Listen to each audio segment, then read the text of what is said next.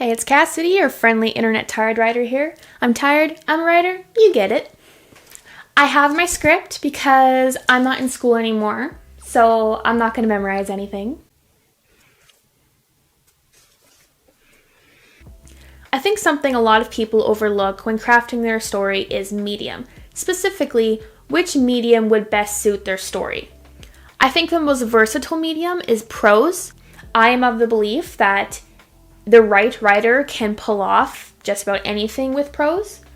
Like, I've pulled off writing an elemental-based magic system. No one's ever done that before. Okay, I'm waiting for the punchline. Some stories and some elements of a story might be best told in a visual medium, for example. So superheroes, they can be pulled off in book form, but usually they're better told or more commonly told in a visual format, like comics or movies/TV shows. What are you talking about, buddy? Have you heard of Marvel? Or take The Office. That is a mockumentary TV show. Now, that probably could have been pulled off in prose format or maybe comic book format, but it probably would have lost something. There are just some stories that are better suited for certain mediums. I mean, you would have lost this.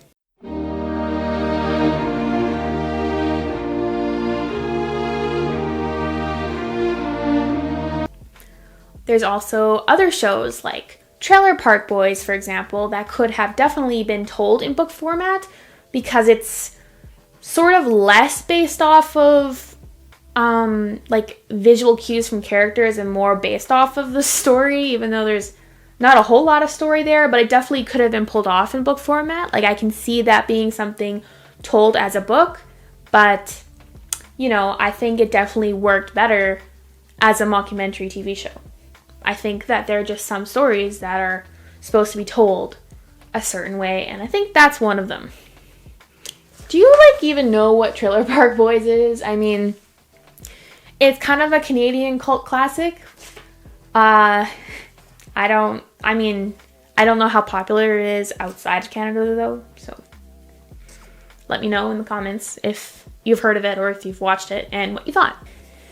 But it's not just book versus motion picture. It's prose versus comics. It's TV show versus movie.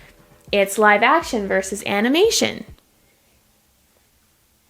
See what I did there? See that segue? I'm pro! To me, the immersion of animation is unrivaled, especially in the sci-fi and fantasy genres. Live action just doesn't do it for me. And here's 13 reasons why.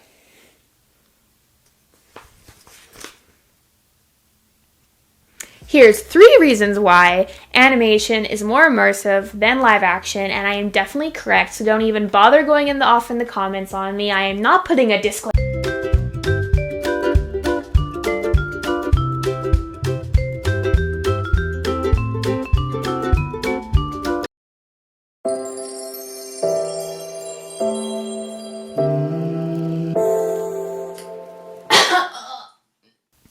Reason number 1, actors. Characters are not independent from their actors. They share the same voice, they share the same face, they share the same body, the same sort of way of being, because while I'm not saying that an actor who portrays a Nazi is a Nazi or who portrays a psychopath is a psychopath, but they still have the sort of same just way about them, because an actor cannot change who they are. They are still a person. And the character can never be truly divorced from that person who plays them. You're stupid. One person embodies an imaginary idea, but that doesn't erase the person. Fiction isn't reality, but live action blurs that line because they're trying to insert reality into fiction. Or fiction into reality, whichever way you want to look at it. Flexible. This problem is definitely not specific to the sci-fi and fantasy genres, but I think it's more prevalent and more noticeable because you have to suspend your disbelief way more for those genres than you would saying than you would like to watch Marriage Story, for example. I didn't even want to get married. That's more believable because it's because it's reality pretending to be realistic fiction, not fantasy fiction or sci-fi fiction. So if you can't be fully immersed in something, then good luck with that suspension. You're staying in school. Do you remember Marvel? Yeah, it's that corporation that keeps pumping out movie after movie, TV show after TV show, and won't freaking give it a rest. I don't see Tony Stark. I see Robert Downey Jr. playing Tony Stark. I don't see Gamora. I see Zoe Saldana with a lot of green body paint on. It's not that I don't see the characters or I don't connect with the characters. I do, but there's just a slight disconnect because I am aware that I am watching actors. I know who they are, and that it is their faces. It's not the characters' faces. It's the actors' faces. So I was watching this old TV show in the 80s. It's called Hill Street Blues.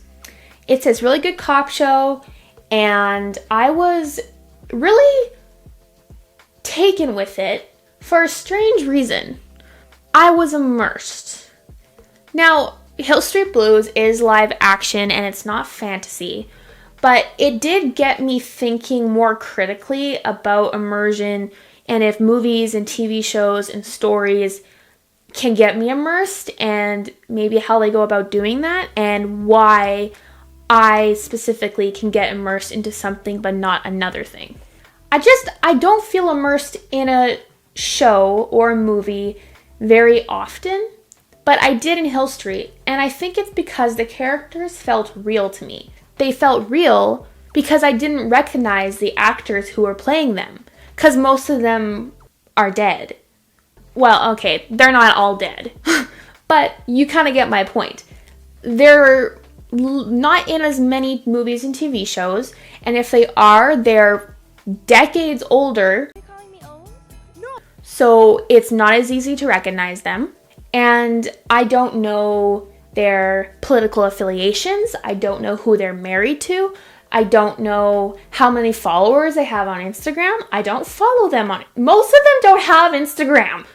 And because I had no clue who the actors are, because they are mysteries to me, I was able to see just the characters. Their faces were just the characters' faces. They weren't the actors' faces. Now, I know that they're actors. Wow, that's fantastic news. But I didn't associate a name with the face other than the character's name. The people on the screen were just characters, and I was immersed. And I think this is why I'm hesitant to watch interviews or behind the scenes content or follow actors on Instagram. I don't want to break the immersion. I don't want to break the spell of the story and the fiction of it all. It's kind of like when you're watching a movie and there's a scene in the rain or the water and a drop gets on the lens. It reminds me that I'm watching a movie. And I don't want to be reminded. I just want to be in the story. I want to feel the emotions of the characters. I just want to see it unfold. I don't want to remember, oh yeah, Jerry is operating the camera. I don't want to know who Jerry is. I don't want to remember that Jerry is there and he's probably getting paid, like, probably not as much as he should be, but you know, that's not the point of this. I don't care about Jerry, okay? I don't. I'm sorry. I'm sorry, Jerry. Excuse me?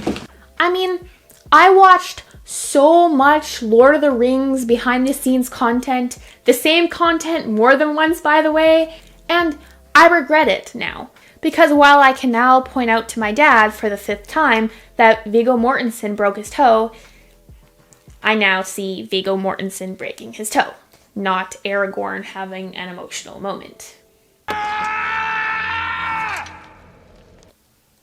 See what I mean? Now that's not saying that I can't appreciate live action characters or that I'm not immersed at all. Like when Tony Stark died, I did tear up. I cared about that character. He is like probably my favorite character in the MCU. But I also saw RDJ snapping his fingers in front of a green screen. I'm sorry, I just did. I literally my first viewing in the theater. Oh man, can I just say that Marvel movies in theaters are like the best experiences. Like when everyone's like, wow, and everyone freaks out because there's 3 Spider-Man or RDJ is snapping his fingers. You know, it's a great moment. And you see what I did there? I said RDJ, not Tony Stark, because I see his face. And in that first viewing, I saw his face alongside Tony Stark. They were both saving the universe. So yeah, both can be true at once. You can see the actor and you can see the character. I mean, it doesn't have to be exclusively one or the other. But it does, really take something away from the experience, I think. I'm having like crazy eyes today. I don't know why. So why is animation different? Because after all, actors lend their voices to their characters. And Cassidy, you did say that characters are not independent from their actors' voices. Well, my burnt out English students, I will tell you. Voices might be recognizable, but when paired with a different face, you can overlook J.K. Simmons and James Earl Jones. I find your lack of faith disturbing. But voice actors almost become more associated with their characters than the characters become associated with the voice actors. Like, I think Dante Bosco is known for voicing Zuko. Zuko isn't known for being voiced by Dante Bosco. Even James Earl Jones, I associate him with Darth Vader and Mufasa, not the other way around. And yes, I know that Darth Vader is live action, but James Earl Jones was doing voice work. He wasn't actually in the suit, so I'm correct. I'm always correct. Animation puts up a concrete wall between fiction and reality. Voice acting just drills a few holes. The wall, however, stays up. Video games, I think, are really good testaments to this, because when I'm playing a video game, I'm not thinking about the actor at all. I'm just thinking about the character. I just see the character. Like when I'm playing Xenoblade Chronicles, the only time I'm ever thinking about the actors is when Rex has a kind of not great line of dialogue. And then I think about how many takes the actor was given. And then I stop thinking about that because I don't actually care. And I just care that I am level 55 and I can't beat a level 40 enemy. And I think my gamer rage is a testament to my immersion. Another good example is Ahsoka Tano from Star Wars. One of my favorite Star Wars characters, by the way. She's played by Ashley Eckstein. In the animated version, in live action, she's played by Rosario Dawson. But when I'm watching the animated Ahsoka, I'm not thinking about Ashley Eckstein because Ashley Eckstein's face isn't being shoved in my face every single time Ahsoka is on screen. But in The Mandalorian, I'm watching Rosario Dawson and every other character she's played in orange face paint and fake montrals. That can't be comfortable. People in costumes.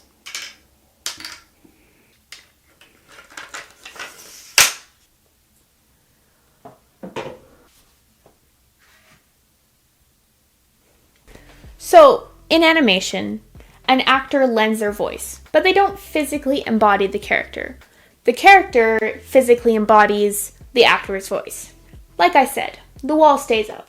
You can never get over a giant wall. Hi. I took a break. I needed break because my camera battery was gonna die, so I figured I'd eat, get my coffee, and now I can't waste any more time because I'm currently home alone and my family will be back in a couple hours and I don't want to film while they're here because that's embarrassing. So I'm going to get to it. I also changed my hair because it was annoying me. Reason number 2. CGI and visual world building. So we can all agree that She-Hulk is a CGI marvel. Get it? See what I did there? Marvel. I'm funny. However, not all modern fantasy movies has CGI that's good or even passable. I don't like to be that guy, but that can ruin immersion. The worlds and the characters don't feel real. They're CGI. Reality puts a lot of constraints on live action. That's just how it is. You're not going to get around it. So something like Star Wars looks a lot like people putting on costumes, while something like Clone Wars feels a little bit more genuine and tangible because they're not real people. Tangible. That's a word I'm going to be using a lot. Oh, goody. You don't have to make everything look super realistic in animation. You can, like, for example, anime doesn't really look realistic. The Clone Wars style of animation doesn't look realistic. Well, at some point, one must accept the reality of the situation. But because the audience has already suspended their disbelief, you can kind of push the limits of what you're showing. Excellent. This is especially important for characters or the worlds that have fantastical traits. Okay, so take the Hobbit movies and the Lord of the Rings trilogy, for example. Those are two very different experiences, even though they share some of the same actors. They share the same production team, like the director and I think the writers and I think the score. And they also share the same world, Middle Earth. But they are two entirely different experiences. Like, the effects in Lord of the Rings are basically perfection. I can't tell that Gandalf and Frodo are not sitting in front of each other. I can't tell that Minas Tirith is a literal miniature. The dragons aren't amazing, but still, from 20 years ago, it's pretty impressive. Gollum is still, like, very impressive. Like, the Gollum in Lord of the Rings looks better than the Gollum in the Hobbit movies and most of what Marvel's putting out nowadays. Like, it looks so good. And while that is a CGI character, most of that world, most of Middle Earth and Lord of the Rings looks real because it is a tangible world. They made real sets. But then, listen, it's a real place. They've actually... No, it's not! They were in New Zealand. They used a lot of practical effects, like on the orcs and the hobbits. It wasn't all just CGI, and so the actors could interact with the world.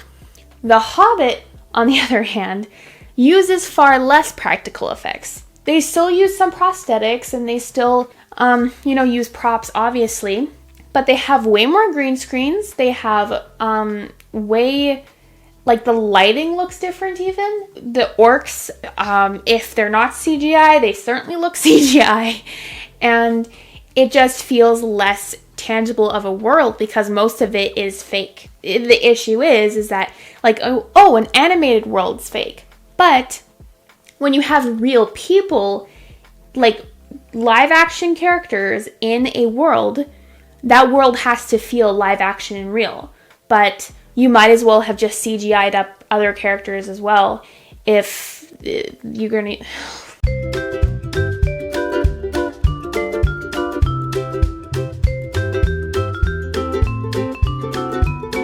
Lord of the Rings is live action, but it's a show, a movie trilogy that I can get deeply immersed in.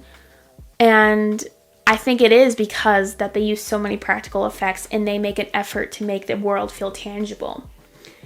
And the Hobbit just doesn't do that. And the world of Middle Earth, the movie world, it suffers because of it. Okay, so switching gears here just slightly, let's look at a fight scene from Marvel. The Shang-Chi versus Wenwu fight scene in Shang-Chi Legend of the Ten Rings. Now, like most other big fights, seeing for the first time, I was immersed, like, oh, this is so cool, oh, it's so powerful, oh my word, the CGI looks so good, they're freaking doing all these moves, and I love like martial arts, so it was my cup of tea, and it looked really cool, but there is a slight disconnect. It doesn't feel real because it's not real. There are moments that you really notice the green screen, but beyond that, it just doesn't feel tangible. It's like the Lord of the Rings versus The Hobbit. Lord of the Rings feels tangible because the actors are able to interact with the world. The Hobbit doesn't feel as tangible. You know, the actors have far less practical effects to work with. And the Shang-Chi the Shang-Chi movie, the background, fake. The Rings of Power, not Rings of Power, the 10 rings, fake. All the glowing lights and stuff, fake. I mean, you can't really, have that be real. Well, actually, lightsabers, but still, there's just something about it that doesn't feel tangible because the actors are not able to interact with the world as effectively as they are, for example, in Lord of the Rings. So, when you take a look at this fight scene from Avatar: The Last Airbender, thematically and visually very similar scene, I mean, right down to the color palette, it's different. It looks different, it feels different because the characters are able to interact with their world. The world feels tangible because of it, so it feels real.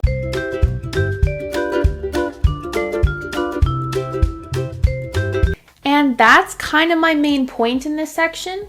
World building is the most important part of fantasy and sci-fi because it is the backdrop of everything. Even if your fantasy novel or sci-fi novel is set on Earth, what makes it fantasy? What makes it sci-fi? You have to know these things and you have to flesh these things out. And that is part of the world building. And if you don't get that right, then what's the point of your story? Because the fantasy is the point of the fantasy story, right?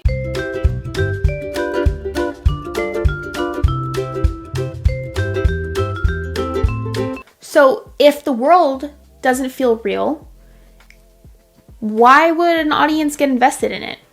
It's like okay, take Marvel. And this is going to make me sound like a psychopath. But when I watched Infinity War, I didn't care that half of the universe was erased from existence. I cared about the characters dying and failing. I can smell the failure. That's what I cared about. I did not care that, boom, oh, bye-bye, half of all life. I know that makes me sound like a really bad person, but I'm just not as invested in the world of the MCU as I am in the characters. Like, I'm interested to see what they will do with the world through the characters. Kang is gonna, probably start a war or something. That's cool, but it's still more focused on Kang and the characters' reactions to what he's gonna do. I don't really care what's actually gonna happen to the world because of it. And, the MCU world doesn't feel as real as the characters do. Or as a world like Avatar. Go back to that example. I'm invested in the Avatar world. I think it's a really good world. I like how they drew it. I like how they animated it. I think that they made it really feel alive. And so, for example, when Korra brought the spirits back to the human world or whatever, I was invested in that. I didn't really like that choice, but I was invested in it. I did care about that because I think that's just really good world building. And on the flip side of that, because the lore of the Avatar universe, at least from the two TV shows, I have not read the comics, so there might be a difference there. But the lore is sort of confusing because, the Legend of Korra adds on to the lore. You just, in Outland, you start with the lion turtles, and then in Korra, you add, the spirits, or, and like gifting the powers, and I don't really know what happened there, but I care about the discrepancy because I care about the world, because it feels real to me. Even though I know it's not real. I want to make that clear. I don't think an animated world is real. In animation, the characters and the world are made the exact same way. You know, like they feel like they are one thing. They are one organism. They are parts of a whole. In live action, it feels disconnected. You know, it just doesn't feel like the actors and the world are the same thing. Like the interactions characters have with their world in animation feels as real as me drinking this coffee. Those rings don't belong on Chung's wrist.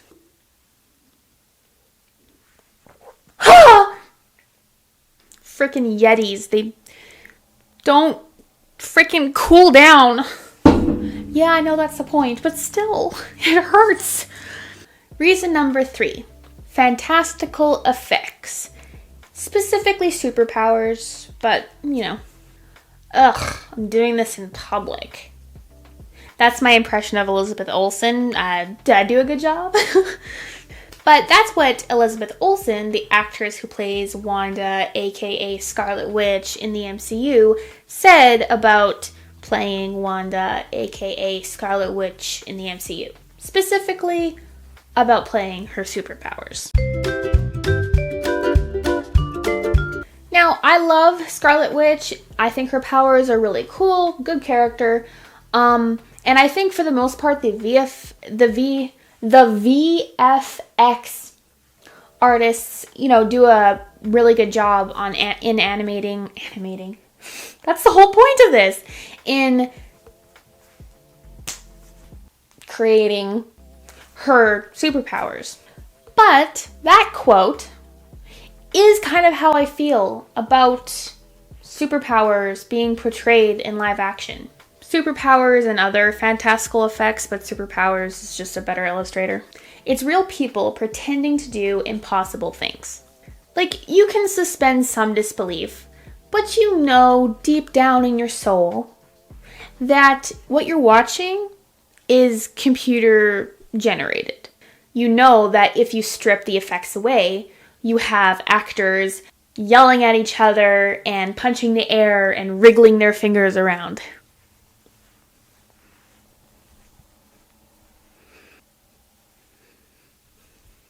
I think I'd make a good Scarlet Witch. In animation, the characters and the powers exist within the same world. There is no conflation of fiction and reality. There is no green screens, no VFX.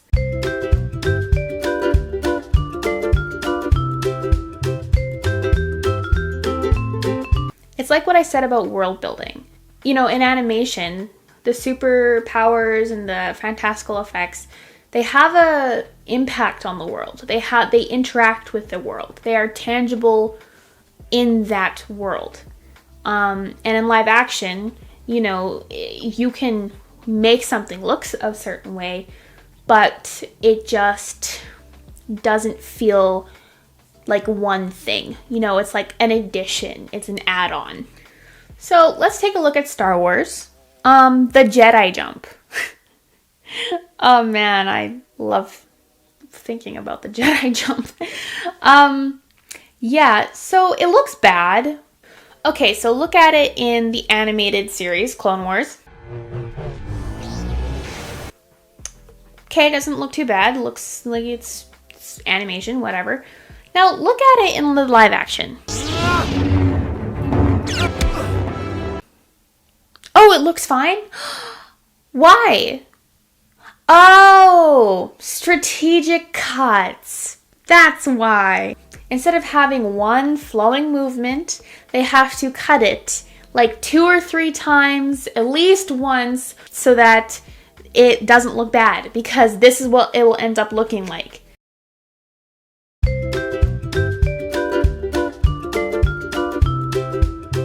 Animated superpowers. They have the feeling of realism because they can exist in their world. They are part of an animated world. Impossibility exists with impossibility.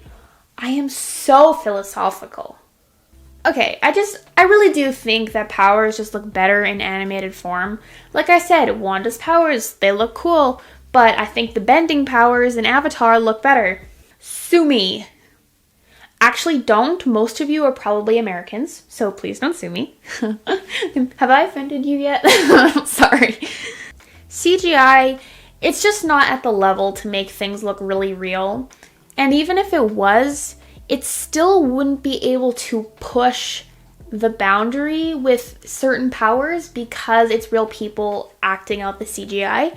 So I still think that there will be something that looks kind of weird about it.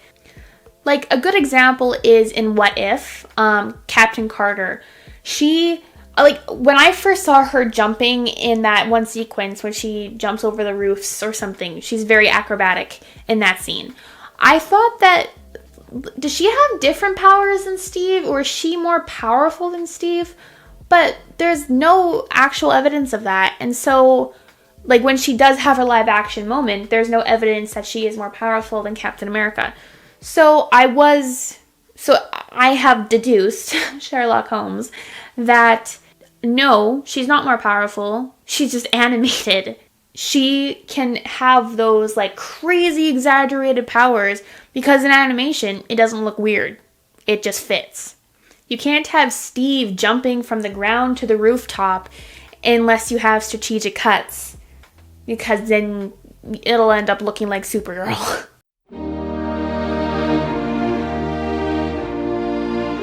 Cuts are just crutches. Deep. So yeah, CGI, it's just not at the level that it needs to be to look real, and I don't know if it really ever will be. Like, I don't know if CGI will ever feel as real as this coffee does in my hand, as real as your hand does to your arm. Maybe it will, but I just don't think so. Or if it will, I just think that we're a long way off. Especially because we seem to be regressing in terms of like how good our CGI is. Because like Marvel, then again, I guess Marvel doesn't give their VFX artists enough time to actually make the project look good. So maybe it's not a quality issue, maybe it's a quantity issue. But that's another video. Right now, CGI is on moon landing level of real. Questionable. So Netflix is making a live action Avatar: The Last Airbender. I don't plan on watching it because I don't like watching things I don't want to watch or things that I don't think have any reason to exist. But I am curious as to how they will make the powers look. In Avatar, characters do some pretty crazy stuff with their bending, so it'll be interesting to see how they make that look. Specifically blood bending though, because yeah, I can't see that looking good because I don't think telepathic powers look good, like, ever. It's literally just actors staring at each other intently and holding their hand out and just like...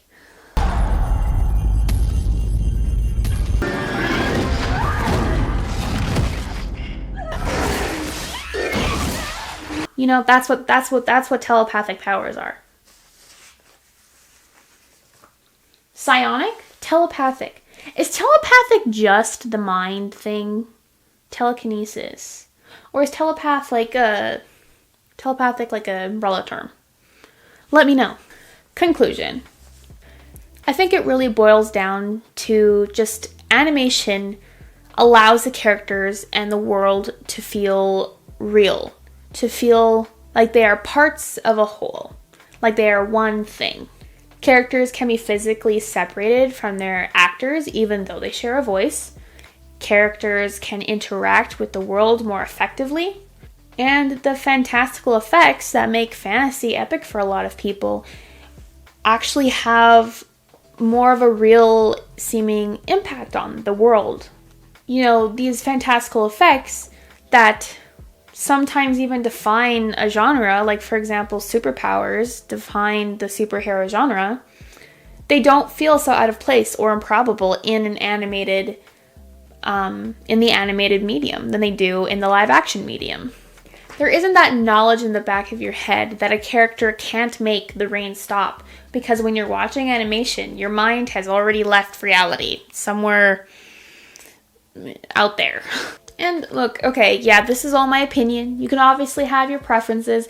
Like, I do like live action. I probably watch more live action than I watch animation.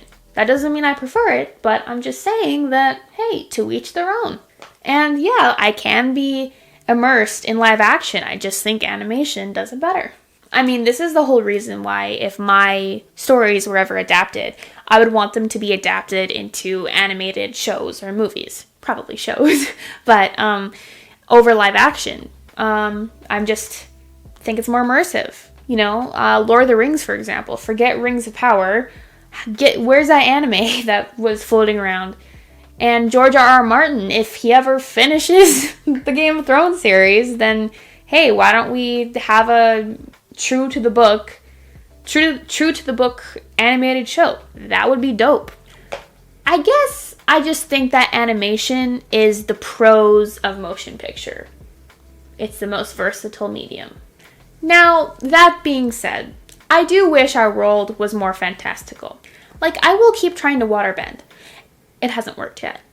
And every time I see a spider, I will freeze. Not just out of fear, but also because I am considering what would happen if I let it bite me.